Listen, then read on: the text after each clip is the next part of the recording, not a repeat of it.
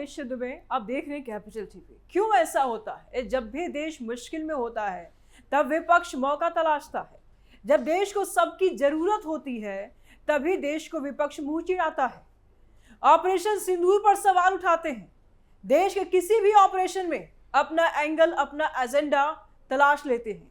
और अब जब पीएम ने देश से अपील की है, सोना 1 साल के लिए मत खरीदो, पेट्रोल डीजल का खपत कम करो, इस दरमियान कई मंत्रियों ने अपने काफिले भी कम कर दिए। उस पर भी इनके पेट में दर्द होना शुरू हो जाता है। जब पेट्रोल और डीजल के दाम बढ़े तो जनता की जेब ढीले होंगे, लेकिन ज्यादा तकलीफ अखिलेश यादव को हो रही है, वो भी जानेंगे। लेकिन उससे पहले ये जानना भी जरूरी है कि पेट्रोल, डीजल, गैस की बढ़ती कीमत से देश पर और आम आदमी पर क्या असर पड़ने वाला है।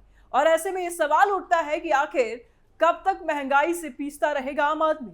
क्या विपक्ष सिर्फ राजनीति कर रहा है? उसके देश के मुद्दे से कोई लेना देना नहीं है?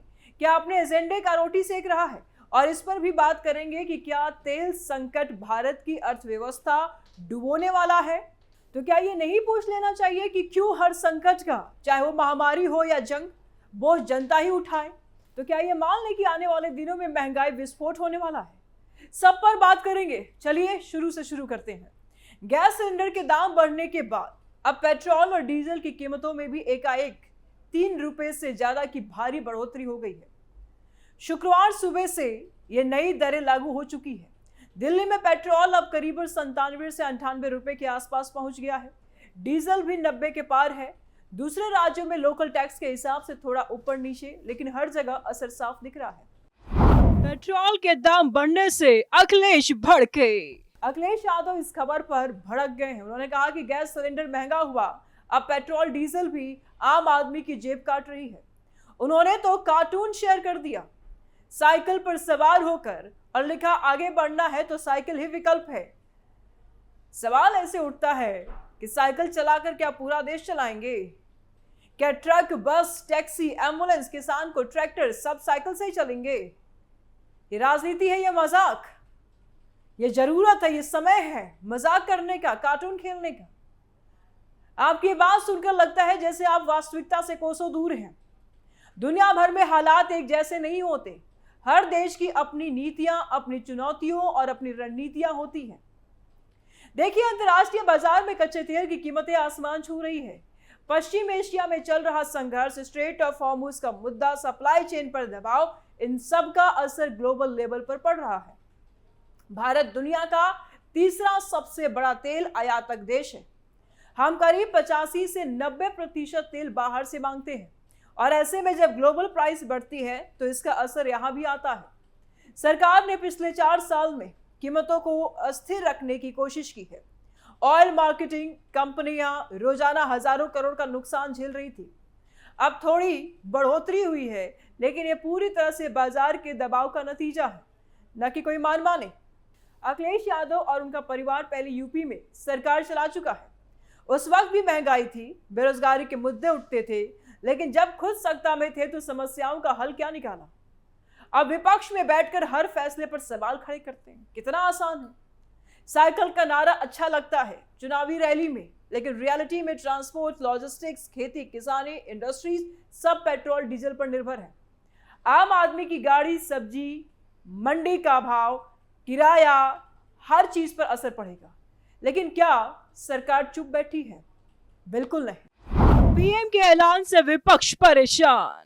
प्रधानमंत्री मोदी ने पहले ही देशवासियों से अपील की थी, पेट्रोल डीजल का इस्तेमाल सावधानी से करें, अनावश्यक यात्राएं कम करें, पब्लिक ट्रांसपोर्ट यूज करें, कारपूलिंग करें, वर्क फ्रॉम होम जहां तक संभव हो अपनाएं। खुद प्रधानमंत्री ने उदाहरण पेश किया, काफिले छोटे कर दिए, कई मंत्रियों ने भी किए। यह अपील देश हित में थी। विदेशी मुद्रा बचाना है, इंपोर्ट बिल कम करना है, अर्थव्यवस्था को मजबूत रखना है, यही मकसद है। पीएम मोदी के इस ऐलान के बाद राजनीतिक प्रतिक्रियाएं सामने आई। विपक्ष ने इसे कमजोरी बताया, लेकिन सच्चाई यह है कि दूरदर्शिता ही है। आगे एकदम से पेट्रोल खत्म हो जाए उससे पहले है कि संभाल लिया जाए। कांग्रेस के राहुल गांधी ने भी हमला बोला, कहा कि सरकार महंगाई से निपट नहीं पा रही है। अन्य विपक्षी नेता भी बयान दे रहे हैं, लेकिन सवाल यह है कि क्या विपक्ष के पास कोई ठोस विकल्प है? क्या वो बता सकती है या सिर्फ सवाल ही उठाएगी? क्या वे बताते हैं कि बिना किसी नुकसान के कैसे कीमतें कंट्रोल की जाए? जब पूरी दुनिया प्रभावित हो रही है अखिलेश यादव बता पाएंगे? अलग अलग देश अलग अलग नीतियां अपना रहे हैं। अमेरिका, यूरोप अपने तरीके से संभल रहे हैं। सऊदी, रूस जैसे उत्पादक देशों की स्थिति अलग है। भारत जैसे आयातक देशों को बैलेंस बनाना पड़ता है। महंगाई का दबाव है, लेकिन सरकार ने पिछले सालों में कई कदम उठाए हैं। एथेनॉल ब्लेंडिंग बढ़ाया, जिससे पेट्रोल में घरेलू मिक्स ज्यादा हो रहा है। सोलर एनर्जी, रिन्यूएबल सोर्सेज पर भारी निवेश, पाइप्ड गैस, सीएनजी बसें, इलेक्ट्रिक व्हीकल्स को प्रमोट किया जा रहा है। एलपीजी कनेक्शन तो करोड़ों घरों तक पहुंच गए। अब चुनौती यह है कि इनको और तेजी से आगे बढ़ाना। आने वाले 6 महीनों में क्या हो सकता है? सवाल ये बड़ा है। अगर पश्चिम एशिया का संकट लंबा खिंचा तो क्रूड ऑयल 100 से $110 प्रति बैरल के आसपास रह सकता है। इससे महंगाई बढ़ेगी, आसमान छुएगी, ट्रांसपोर्ट कॉस्ट बढ़ जाएगा। जब ऑटो से 10-20 रुपए में आते हैं, हो सकता है वो 50 हो जाए। फूड प्रोसेस पर असर, इंडस्ट्री की लागत बढ़ जाएगी। जीडीपी ग्रोथ पर थोड़ा दबाव पड़ेगा। मूडी जैसे एजेंसियां 6% के आसपास अनुमान लगा रही है, लेकिन भारत की अर्थव्यवस्था मजबूत बुनियाद पर खड़ी है। फॉरेक्स रिजर्व अच्छे हैं, स्टॉक काफी दिनों का है। भारत में मौजूदा हालात क्या है? पहला, कंजर्वेशन, जितना कम इस्तेमाल उतना कम आयात, उतना कम बोझ। दूसरा, डाइवर्सिफिकेशन, रूस, अमेरिका, बाकी और भी सोर्सेस है, उनसे भी तेल लेना जारी रखना। तीसरा, घरेलू उत्पादन बढ़ाना। चौथा, सब्सिडी टारगेटेड रखना, आम आदमी को राहत देना। और पांचवा, long term green energy transition. Bharat इन सभी मुद्दों पर काम कर रहा है। PM Mitra park, highway, railway projects, textiles, petroleum, infra सब चल रहे हैं। मोदी के ऐलान के बाद पॉलिटिकल प्रभाव क्या पड़ा? विपक्ष को मुद्दा मिल गया है। अखिलेश, राहुल समेत कई नेताओं ने हमले तेज कर दिए हैं, लेकिन जनता समझदार है। लोग जानते हैं कि ग्लोबल क्राइसिस में एक देश अकेला क्या कर सकता है।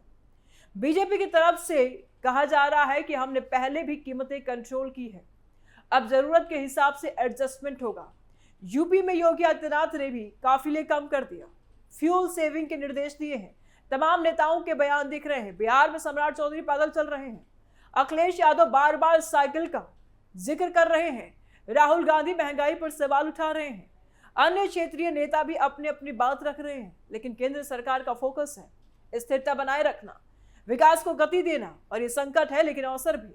हमें अपनी आदतें बदलनी होगी, अनावश्यक खर्च कम करना होगा, ऊर्जा बचाना होगा, स्वदेशी विकल्प अपनाना होगा। भारत के पास ताकत है, युवा, टेक्नोलॉजी, नीतियां हैं। और आने वाले 6 महीने चुनौतीपूर्ण रहेंगे, लेकिन अगर हम सब मिलकर प्रयास करें तो पार पा लेंगे। ग्लोबल मार्केट क्या कहता है? अखिलेश की आलोचना ठीक है, विपक्ष में है, समझ में आता है। समाधान भी तो बताएं। साइकिल से आगे की सोचिए, साइकिल की रफ्तार बहुत धीमी है। देश की जनता चाहती है कि राजनीति ऊपर उठकर राष्ट्रीय हित में काम हो। सरकार इन मुद्दों पर लगातार काम कर रही है। इंपोर्ट कम करना, एक्सपोर्ट बढ़ाना, इंफ्रा डेवलपमेंट, एमएसएमई को सपोर्ट कर रही है। नजरें ग्लोबल मार्केट पर है। अगर स्टेट ऑफ हॉर्मुज़ खुलता है तो राहत मिलेगी, तब तक सतर्क रहना होगा। महंगाई का ये दबाव हर घर को महसूस हो रहा है। पेट्रोल, डीजल, गैस सिलेंडर के दाम बढ़ने के बाद अब सवाल ये है कि आम जनता अपने स्तर पर क्या कर सकती है। घबराने की जरूरत नहीं है। थोड़ी सावधानी और स्मार्ट आदतों से काफी हद तक इस बोझ को कम किया जा सकता है। जनता महंगाई से बचने के लिए क्या उपाय करे? सबसे पहले फ्यूल बचत पर ध्यान दीजिए। गाड़ी कम निकालिए। ऑफिस या बाजार जाना हो तो पब्लिक ट्रांसपोर्ट, बस, मेट्रो या शेयर ऑटो का इस्तेमाल कीजिए। जहां संभव हो कारपूलिंग करें। पड़ोसियों या साथी कर्मचारियों के साथ गाड़ी शेयर कीजिए। छोटी दूरी के लिए साइकिल या पैदल चलना न सिर्फ पैसे बचाएगा, बल्कि स्वास्थ्य के लिए भी अच्छा है। गाड़ी चलाते समय अनावश्यक एसी ऑफ रखिए। सही टायर प्रेशर बनाएं। इंजन को ज्यादा रिविंग न दे। और ये छोटे छोटे बदलाव महीने के अंत में सैकड़ों रुपए बचा सकते हैं। घरेलू खर्च पर कंट्रोल रखिए। एलपीजी सिलेंडर को बचाकर इस्तेमाल कीजिए। प्रेशर कुकर में खाना बनाएं। फ्लेम को मीडियम रखें। बर्तन ढककर पकाएं और एक साथ कई चीजें पकाएं तो गैस बचेगी। बिजली बचाने के लिए एलईडी बल्ब यूज करें। अनावश्यक लाइट और फैन बंद कर दें। दिन में जितना हो सके प्राकृतिक रोशनी लीजिए। वाटर हीटर का इस्तेमाल सीमित रखें। जरूरत से ज्यादा सामान न खरीदिए। लोकल सब्जी मंडी से ताजा सामान लीजिए। ब्रांडेड की जगह जनरल प्रोडक्ट्स चुनिए। सीजनल फल सब्जियां खाइए। महंगे आयातित आइटम से बचिए। घर पर ही छोटा गार्डन शुरू कीजिए। टमाटर, मिर्च, धनिया उगा लीजिए तो कुछ खर्च बचेगा। हर महीने का खर्च अगर लिख कर रखेंगे तो फिजूल खर्च से बचेंगे। बाहर खाना बंद कीजिए। पार्टी, शॉपिंग कम कर दीजिए। ईएमआई और कर्ज को जरा कंट्रोल में रखिए, क्योंकि महंगाई बढ़ेगी तो बहुत ज़्यादा पैसे और भी निकलेंगे। बचत के लिए रेकरिंग डिपॉजिट शुरू कीजिए। Post office scheme, Sukanya Samriddhi या पीपीएफ जैसी सरकारी योजनाओं में पैसे लगाइए। महंगाई से लड़ने के लिए थोड़ी एक्स्ट्रा इनकम का रास्ता भी ढूंढ लीजिए। महिलाएं घर से ही हैंडीक्राफ्ट, ट्यूशन, ऑनलाइन बिजनेस शुरू कर सकती है। युवा स्किल डेवलपमेंट कोर्सेज करके बेहतर जॉब या फ्रीलांसिंग की तरफ बढ़ें। सरकार की योजनाओं का फायदा उठाइए। उज्ज्वला योजना के तहत सब्सिडी वाले सिलेंडर लीजिए। पीएम किसान सम्मान निधि, आयुष्मान भारत, मुद्रा लोन जैसे स्कीम्स का इस्तेमाल कीजिए। जहां संभव हो सीएनजी या इलेक्ट्रिक व्हीकल की तरफ शिफ्ट कीजिए। लंबे समय में यह सस्ता पड़ेगा और सबसे जरूरी है कि मानसिक तैयारी भी आपकी हो जाएगी। महंगाई अस्थायी है, लेकिन आदतें स्थायी बनानी होगी। अनावश्यक वेस्टेज बंद कीजिए। पानी, बिजली, फ्यूल सब बचाइए, क्योंकि सब पे खर्चे बढ़ेंगे। पड़ोस में मदद का माहौल बनाइए। सामूहिक खरीदारी या शेयरिंग से खर्च कम हो सकता है। देश की अर्थव्यवस्था मजबूत है, सरकार भी कदम उठा रही है, लेकिन अंतिम लड़ाई हर नागरिक को अपनी जिंदगी में लड़नी होगी अपने स्तर से। छोटी छोटी बचत बड़ी राहत बनती है, और आज से ही शुरू कीजिए। गाड़ी का यूज कम, घर का खर्चा कंट्रोल, स्मार्ट निवेश, स्वास्थ्य आदतें, और ये महंगाई का दौर पार हो जाएगा। लेकिन जो अपनी आदतें सुधार लेगा वो आगे निकल जाएगा। भारत पहले भी कई संकटों से निकला है, इस बार भी निकलेगा। मोदी सरकार का ट्रैक रिकॉर्ड है, कोविड में भी संभाला, अब भी संभालेगी। अखिलेश जैसे नेताओं की आलोचना तो चलती रहेगी, लेकिन हकीकत यह है कि रियल सॉल्यूशन सस्टेनेबल पॉलिसी में है, न कि साइकिल के नारों में। जनता की आवाज सुनी जा रही है, सरकार संवेदनशील है, टारगेटेड है। मदद, सब्सिडी, अन्य उपायों पर काम हो रहा है। आने वाले दिनों में और अपडेट्स आएंगे। आप भी सावधानी बरतिए, फ्यूल बचाइए, देश को मजबूत बनाइए।